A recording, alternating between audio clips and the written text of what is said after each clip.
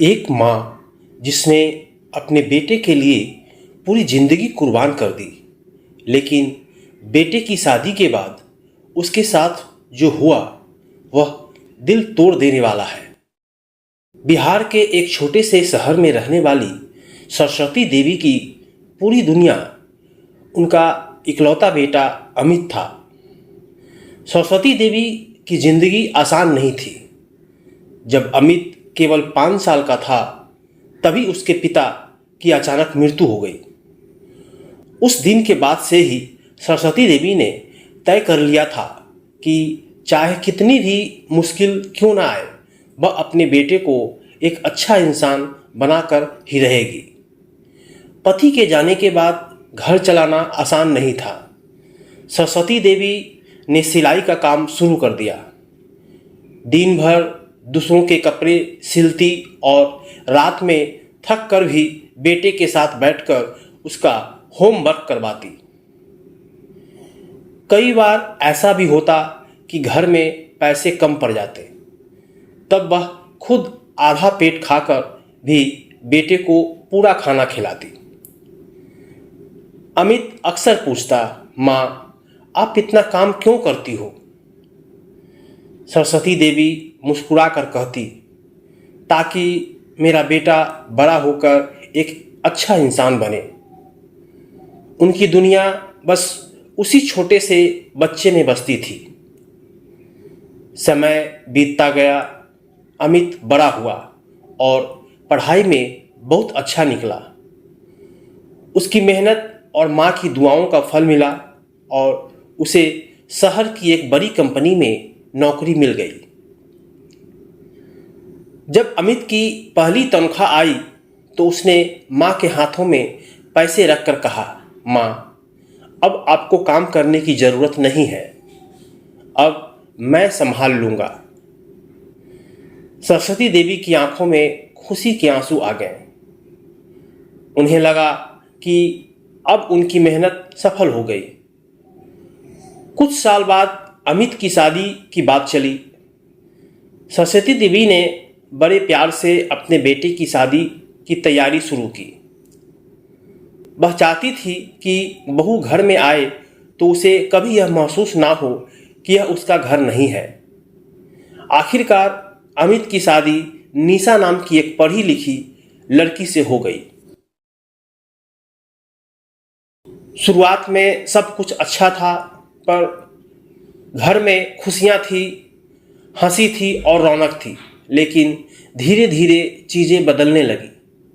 अब अमित पहले की तरह माँ के पास बैठकर बातें नहीं करता था। वह ज़्यादातर समय अपनी पत्नी के साथ बिताने लगा। यह स्वाभाविक भी था, लेकिन सरस्वती देवी के दिल में कहीं न कहीं एक खालीपन आने लगा। पहले जहां अमित हर छोटी बड़ी बात माँ से साझा करता था, अब वह कई बातें उनसे छिपाने लगा। एक दिन सरस्वती देवी ने धीरे से पूछा, बेटा आजकल तुम मेरे पास कम बैठते हो, सब ठीक है ना? अमित ने जल्दी से जवाब दिया, माँ काम बहुत रहता है, समय नहीं मिल पाता। सरस्वती देवी ने कुछ नहीं कहा, लेकिन उनके दिल को चोट जरूर लगी। धीरे धीरे घर में उनका महत्व कम होने लगा। पहले जहां हर काम में उनसे सलाह ली जाती थी, अब फैसले बिना पूछे ही होने लगे। कई बार रसोई में जाती तो निशा कहती, मम्मी जी आप रहने दीजिए, मैं कर लूँगी। यह बात सुनकर वह चुपचाप अपने कमरे में लौट जाती। अब उनका ज़्यादा समय खिड़की के पास बैठकर बीतता। वह बाहर सड़क पर खेलते बच्चों को देखती और अपने बेटे के बचपन को याद करती। एक दिन सरस्वती देवी ने अनजाने में अमित और निशा की बातचीत सुन ली। निशा कह रही थी, अमित हमें अलग घर ले लेना चाहिए, यहाँ प्राइवेसी नहीं मिलती। अमित कुछ देर चुप रहा, फिर बोला, ठीक है मैं देखता हूँ। यह सुनते ही सरस्वती देवी का दिल टूट गया। उन्हें लगा कि शायद अब वह अपने ही घर में बोझ बन चुकी है। उस रात उन्होंने बहुत रोया। अगली सुबह सरस्वती देवी ने एक फैसला लिया। उन्होंने अपने पुराने कपड़े और कुछ ज़रूरी सामान एक बैग में रखा और चुपचाप घर से निकल गई। उन्होंने पास के एक वृद्धा आश्रम में जाकर रहने का फैसला किया। जाते जाते उन्होंने बेटे के लिए एक पत्र छोड़ दिया। उस पत्र में लिखा था, बेटा अमित, मैं जानती हूँ कि तुम्हारी नई जिंदगी शुरू हुई है। मैं तुम्हारे रास्ते में बोझ नहीं बनना चाहती, इसलिए मैं यहाँ से जा रही हूँ। तुम हमेशा खुश रहो, यही मेरी दुआ है। तुम्हारी माँ। जब अमित घर लौटा और माँ का पत्र पढ़ा तो उसके पैरों तले जमीन खिसक गई। उसे अचानक एहसास हुआ कि जिस माँ ने पूरी जिंदगी उसके लिए कुर्बान कर दी, वही माँ आज अकेली हो गई। वह तुरंत वृद्धा आश्रम पहुंचा। वहां उसने देखा कि उसकी माँ एक कोने में चुपचाप बैठी है।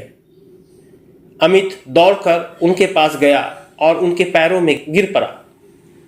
माँ, मुझे माफ़ कर दो, मैं बहुत बड़ा गलती कर बैठा।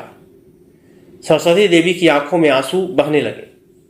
उन्होंने बेटे के सिर पर हाथ रखा और कहा, बेटा, माँ अपने बच्चों से कभी नाराज नहीं होती। उस दिन अमित अपनी माँ को वापस घर ले आया। उसने निशा से भी कहा, जिस माँ ने मुझे बनाया है, उन्हें अकेले छोड़ना मेरे लिए संभव नहीं है। धीरे धीरे घर का माहौल फिर से बदलने लगा। अब अमित हर दिन कुछ समय अपनी माँ के साथ जरूर बिताता। यह कहानी हमें एक बहुत बड़ी सच्चाई बताती है। माँ बाप बच्चों को पालने में पूरी जिंदगी लगा देते हैं, लेकिन अक्सर बच्चे शादी के बाद उन्हें अकेला छोड़ देते हैं।